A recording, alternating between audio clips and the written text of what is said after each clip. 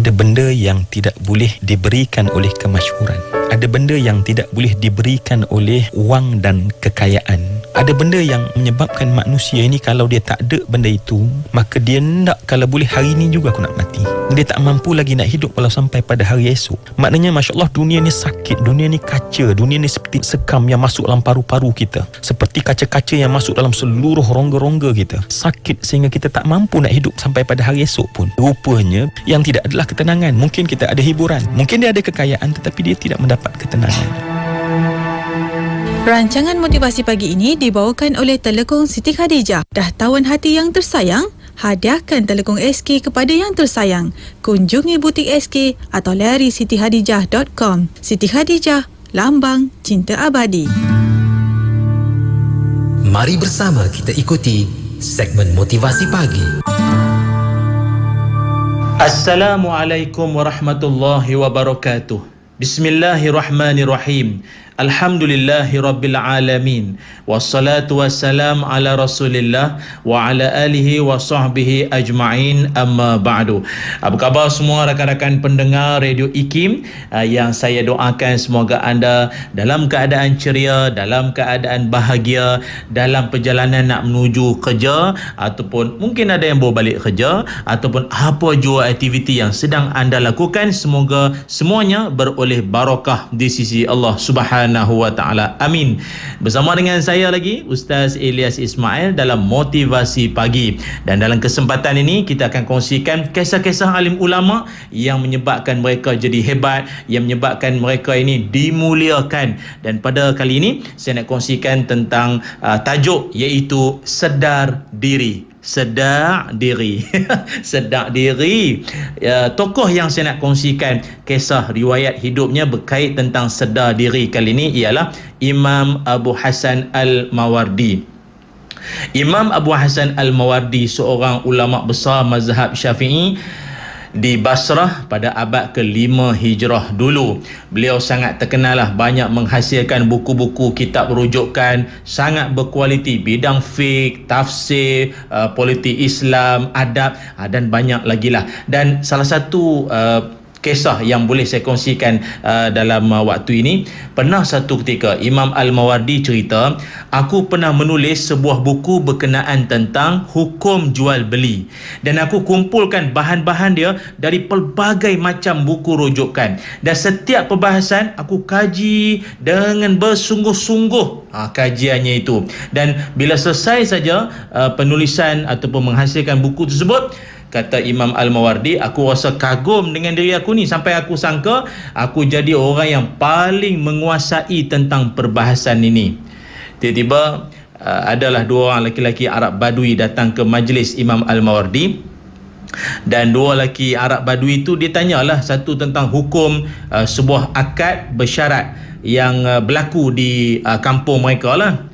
Akad tu dia mengandungi 4 permasalahan. Dan kata Imam Al-Mawardi, aku tak dapat jawab satu pun daripada 4 masalah yang diajukan tu. Lalu kata Imam Al-Mawardi, aku menunduk sambil memikirkan keadaan diriku, kan? Tak dapat nak jawab 4 soalan Arab Badui ni tanya. Loh, tokoh ulama hebat menghasilkan kitab, tak dapat nak jawab soalan. Maka akhirnya Imam Al-Mawardi pun terdiam, sampailah dua Arab Badui itu kata, engkau tak dapat nak jawab soalan kami, padahal engkau ini seorang yang alim, ahli fiqh di negeri ini. Lalu kata Imam Al-Mawardi, ya, aku tak dapat nak menjawab. Kata mereka, celaka dirimu, dan kemudian mereka pun pergi.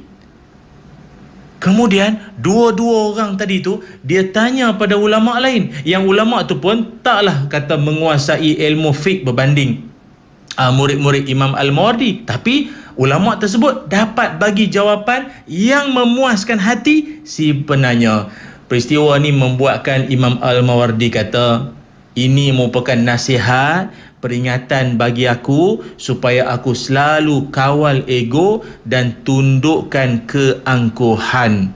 Masya Allah, para pendengar Radio IKIM yang saya muliakan, ini satu kisah inspirasi mengajar kita tentang erti jangan ada rasa sombong, jangan ego terhadap kelebihan, kemampuan, bakat, apa sajalah yang dikurniakan Allah Subhanahu Wa Taala kepada diri kita. Ingatlah, kebanyakan daripada penyakit orang hebat, orang bijak, orang pandai, orang cerdik ialah dua: sombong dan lupa diri. Saya ulang sekali lagi, kebanyakan daripada penyakit-penyakit orang pandai, orang cerdik, orang bijaksana, orang adalah kecerdikan pada dia itu. Apa penyakit dia?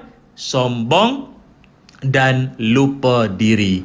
Dia sebab itu kita dalam hidup ni diajarkan, kalau apa-apa pun jadi dalam hidup ni, seringkali ingat, jadilah kita orang yang sedar diri. Sedar diri.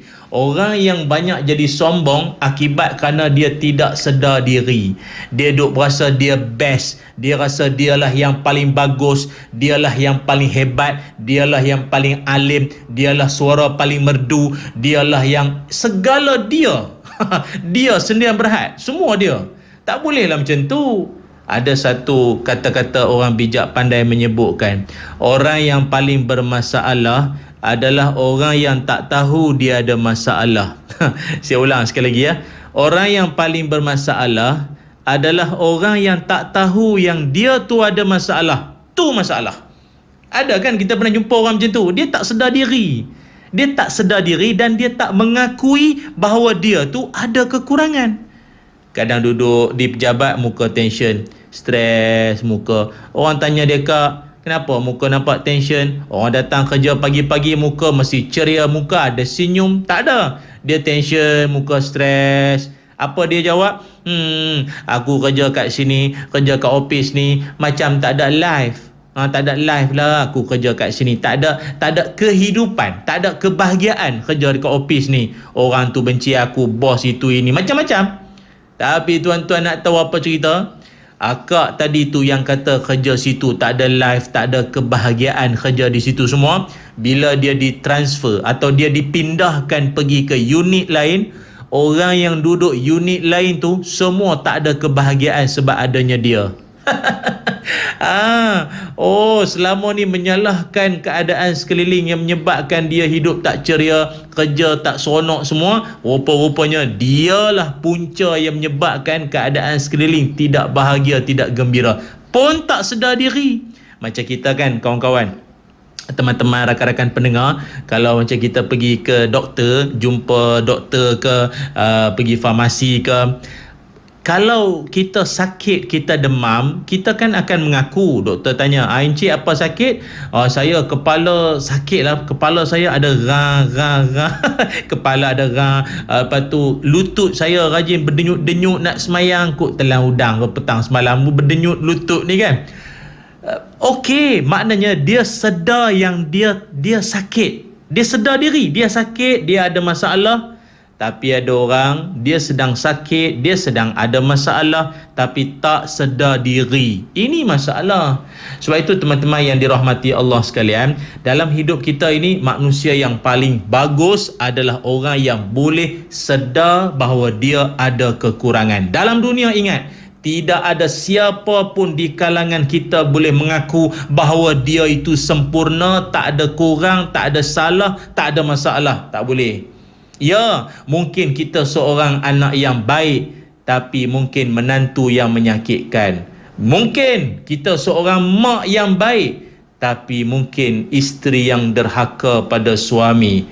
Atau mungkin kita seorang ahli masjid dan surau yang bagus, yang konsisten, yang istiqamah dengan masjid dan surau, tapi ahli mesyuarat tingkap yang setia, kuat mengutuk tok imam, mengutuk jiran semua. Atau kita mungkin sahabat yang baik pada sahabat yang lain, pantang dengan kawan ada masalah, kitalah orang pertama menolong. Ni sahabat yang baik, tapi mungkin kita bapa yang pemalas, tak bertanggungjawab dengan anak-anak, asyik dengan telefon saja siang dan malam.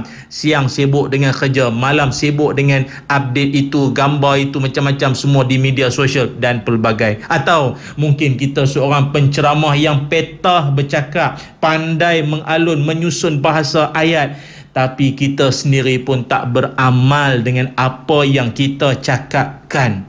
Oleh itu, ayuh rakan-rakan semua, jadilah kita orang yang sedar diri, sedar diri, sedar diri. Dengan itu, kita akan boleh memperbaiki diri kita jadi lebih baik. Mudah-mudahan kisah Imam Abu Hasan Al-Mawardi ini menginspirasikan kita agar kita lebih sedar diri dan insya-Allah jadi orang yang terbaik di sisi Allah Subhanahu wa taala. Jumpa lagi. Assalamualaikum warahmatullahi wabarakatuh. Rancangan motivasi pagi itu tadi